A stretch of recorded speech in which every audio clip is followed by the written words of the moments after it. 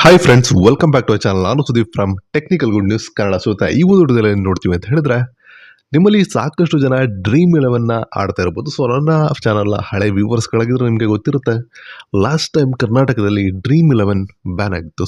ಸಾಕಷ್ಟು ದಿನಗಳ ನಂತರ ಕೋರ್ಟ್ ಹಿಯರಿಂಗ್ಸ್ ಎಲ್ಲ ಆಗಿ ಅದು ಮತ್ತೆ ಅನ್ಬ್ಯಾನ್ ಆಗಿತ್ತು. ಬಟ್ ಸದ್ಯಕ್ಕೆ ಇರುವಂಥ ಪರಿಸ್ಥಿತಿ ಏನು ಅಂತ ಕೇಳಿದ್ರೆ, not only Karnataka, all over ಇಂಡಿಯಾದಲ್ಲಿ ಡ್ರೀಮ್ 11 ಸೇರಿದಂಥ ಎಲ್ಲ ಫ್ಯಾಂಟಸಿ ಆ್ಯಪ್ಗಳಾಗಿರ್ಬೋದು ಅಥವಾ ಯಾವುದೆಲ್ಲ ಒಂದು ಸ್ಪೋರ್ಟ್ಸ್ನಲ್ಲಿ ನೀವು ಹಣವನ್ನು ಇನ್ವೆಸ್ಟ್ ಮಾಡಿ ಹಣವನ್ನು ಹೊರಗಡೆ ತೆಗಿತಾ ಇದ್ರು, ಎಲ್ಲ ರೀತಿಯಾಗಿರುವಂಥ ಗೇಮ್ಸ್ಗಳನ್ನ ಬ್ಯಾನ್ ಮಾಡಬೇಕಂತೇಳಿ ಕ್ಯಾಬಿನೆಟ್ನಲ್ಲಿ ಬಿಲ್ ಪಾಸ್ ಆಗಿದೆ. ಇದರ ಕಂಪ್ಲೀಟ್ ಡೀಟೇಲ್ಸನ್ನು ನಾನು ನಿಮಗೆ ತಿಳಿಸ್ಕೊಡ್ತೀನಿ. ದಟ್ ನಿಮ್ಮ ಫೇವ್ರೆಟ್ ಡ್ರೀಮ್ 11 ಈ ಒಂದು ಆ್ಯಪ್ ಏನಿದೆ, ಇದು ಕೂಡ ಬ್ಯಾನ್ ಆಗುತ್ತಾ, ಹಾಗೆಯೇ ಇನ್ ಕೇಸ್ ಬ್ಯಾನ್ ಆದರೆ ಮತ್ತೆ ಇಲ್ಲಿ ಅಂದರೆ not only Karnataka, all over ಇಂಡಿಯಾದಲ್ಲಿ ಮತ್ತೆ ಅನ್ಬ್ಯಾನ್ ಆಗುವಂಥ ಚಾನ್ಸಸ್ಗಳೇನಿದೆ ಅಂತೇಳಿ ಕಂಪ್ಲೀಟಾಗಿ ನಾನು ನಿಮಗೆ ತಿಳಿಸ್ಕೊಡ್ತೀನಿ. ಬನ್ನಿ ಡೀಟೇಲ್ ಆಗಿ ಡ್ರೀಮ್ 11ನ ಬಯೋಡೇಟಾವನ್ನು, ಭವಿಷ್ಯವನ್ನು ತಿಳ್ಕೊಬರೋಣ ಇಂಡಿಯಾದಲ್ಲಿ. ವಿಡಿಯೋ ಇಷ್ಟ ಆದರೆ ಚಾನಲ್ನ ಲೈಕ್ ಮಾಡಿ, ಸಬ್ಸ್ಕ್ರೈಬ್ ಮಾಡ್ಕೊಳ್ಳಿ. ಡ್ರೀಮ್ 11ನ ಬಗ್ಗೆ ಕಂಪ್ಲೀಟ್ ಆಗಿರುವಂಥ ಪ್ರತಿಯೊಂದು ಅಪ್ಡೇಟನ್ನು ನಾನು ನಿಮಗೆ ಈ ಒಂದು ಚಾನಲಲ್ಲಿ ತಿಳಿಸ್ಕೊಡ್ತಾ ಹೋಗ್ತೀನಿ. ದಟ್ ನಿಮಗೂ ಕೂಡ ಹೆಲ್ಪ್ ಆಗುತ್ತೆ ಜೆನ್ಯೂನ್ ಆಗಿರುವಂಥ ಮಾಹಿತಿಯನ್ನು ತಿಳ್ಕೊಳ್ಳಿಕ್ಕೆ. ಬನ್ನಿ ಒನ್ ಬೈ ಒನ್ ಏನಾಯಿತು ಅಂತ ನೋಡ್ಕೊಬರೋಣ.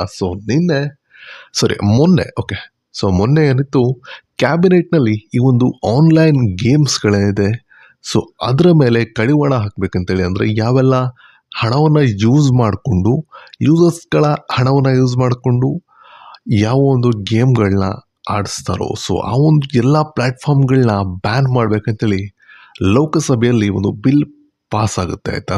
ಇದು ಯಾವ ರೇಂಜಿಗೆ ಎಫೆಕ್ಟ್ ಆಗುತ್ತೆ ಅಂತ ಹೇಳಿದ್ರೆ, ನಾಟ್ ಓನ್ಲಿ ಪ್ಲೇಯರ್ಸ್, ಎಲ್ಲ ಬಿಗ್ ಏನೊಂದು ಆನ್ಲೈನ್ ಗೇಮಿಂಗ್ ಆ್ಯಪ್ಸ್ಗಳಿದೆ, ಎಲ್ಲ ಪ್ಲ್ಯಾಟ್ಫಾರ್ಮ್ನ ಮೇಲೂ ತುಂಬಾ ದೊಡ್ಡ ಹೊಡೆತ ಬೀಳುತ್ತೆ. ನಾನೇನು ಅಂದ್ಕೊಂಡಿದ್ದೆ ಪರ್ಸನಲ್ ಅಂತ ಕೇಳಿದ್ರೆ, ಸ್ವಲ್ಪ ಟೈಮ್ ತಗೊಳುತ್ತೆ ಈ ಒಂದು ಬಿಲ್ ಪಾಸ್ ಆಗಲಿಕ್ಕೆ ಅಂತೇಳಿ. ಇದು ನೋಡಿದ್ರೆ ಯಾವ ರೇಂಜಿಗೆ ಸ್ಪೀಡಲ್ಲಿ ಹೋಗ್ತಿದೆ ಅಂತ ಕೇಳಿದ್ರೆ, ಮೊನ್ನೆ ಲೋಕಸಭೆಯಲ್ಲಿ ಈ ಒಂದು ಬಿಲ್ ಏನಿದೆ ಅದು ಪಾಸ್ ಆಯಿತು. ನೆನ್ನೆ ನೋಡಿದ್ರೆ ಆಟೋಮೆಟಿಕ್ಕಾಗಿ ರಾಜ್ಯಸಭೆಯಲ್ಲೂ ಕೂಡ ಅಷ್ಟು ಬೇಗ ಈ ಬಿಲ್ನ ಪಾಸ್ ಮಾಡಿದ್ದಾರೆ. I don't know when it going to be ban in India.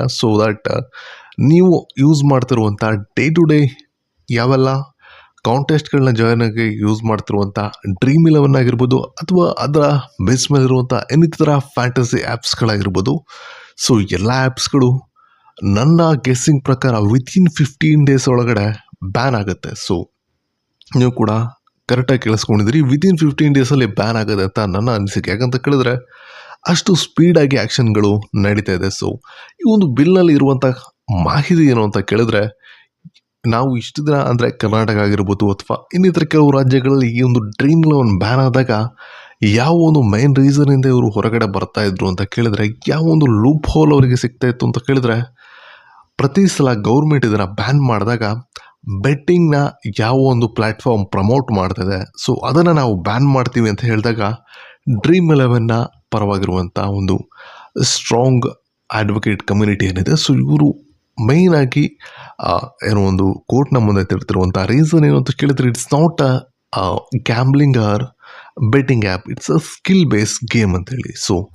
ಈ ಒಂದು ಮಾಹಿತಿ ಏನಿತ್ತು, ಅಥವಾ ಈ ಒಂದು ಕಾನ್ಸೆಪ್ಟ್ ಏನಿತ್ತು, ಇದು ಜೆನ್ಯೂನ್ ಆಗಿರುವಂಥದ್ದು. ಹಾಗಾಗಿ not only high court, it is approved by supreme court also. ಹಾಗಾಗಿ ನಮ್ಮ ದೇಶದಲ್ಲಿ ಕೆಲವೊಂದಿಷ್ಟು ಪರ್ಟಿಕ್ಯುಲರ್ ಜಾಗಗಳನ್ನ ಬಿಟ್ಟರೆ ಇನ್ನೆಲ್ಲ ಕಡೆ ಡ್ರೀಮ್ 11 ಅನ್ನುವಂಥದ್ದು ಅಫಿಷಿಯಲಿ ಆಡುವಂಥ ಗೇಮ್ ಆಗಿತ್ತು.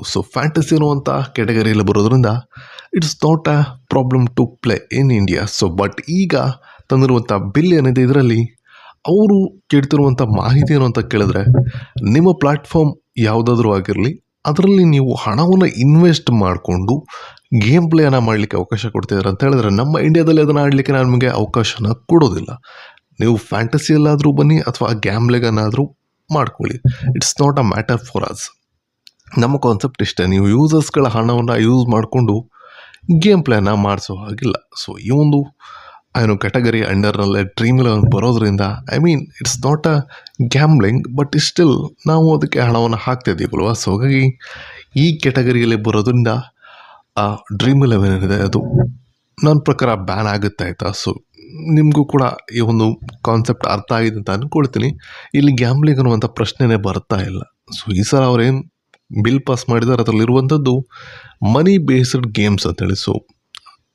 ಸೊ ಆ ಒಂದು ಕ್ಯಾಟಗರಿಲಿ ಅಫ್ಕೋರ್ಸ್ ಇದು ಬಂದೇ ಬರುತ್ತೆ. ಸೊ ಹಾಗಾಗಿ ನನ್ನ ಪ್ರಕಾರ ಬ್ಯಾನ್ ಆಗುತ್ತೆ ಆಯಿತಾ. ಬಟ್ ಸ್ಟಿಲ್ ಬ್ಯಾನ್ ಆಯಿತು ಅಂತ ಹೇಳಿದ್ರೆ ಅಲ್ಲಿಗೆ ಅದು ಸ್ಟಾಪ್ ಆಯಿತು ಅಂತ ಅರ್ಥ ಅಲ್ಲ. ನನ್ನ ಪ್ರಕಾರ ಈ ಒಂದು ಫ್ಯಾಂಟಸಿ ಆ್ಯಪ್ನ ಕಂಪನಿಗಳಿದೆ ಡೆಫಿನೆಟಾಗಿ ಹೈಕೋರ್ಟ್ನ ಮೊರೆ ಹೋಗೇ ಹೋಗ್ತಾರೆ, ಸುಪ್ರೀಂ ಕೋರ್ಟ್ನ ಮೊರೆ ಹೋಗೇ ಹೋಗ್ತಾರೆ. ಸೊ ಹಾಗಾಗಿ ಹೈಕೋರ್ಟ್ ಇಲ್ಲ, ಐ ಥಿಂಕ್ ಸುಪ್ರೀಂ ಕೋರ್ಟ್ ಮೊರೆ ಹೋಗೇ ಹೋಗ್ತಾರೆ.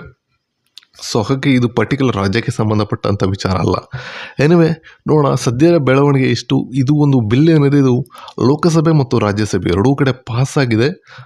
ನೋಡೋಣ ಇನ್ನು ಯಾರು ಪ್ರೆಸಿಡೆಂಟ್ನ ಸಿಗ್ನೇಚರ್ ಆಗಿ ಇದು ಅಫಿಷಿಯಲ್ ಲಾ ಆಗುತ್ತೆ ಆಯಿತಾ.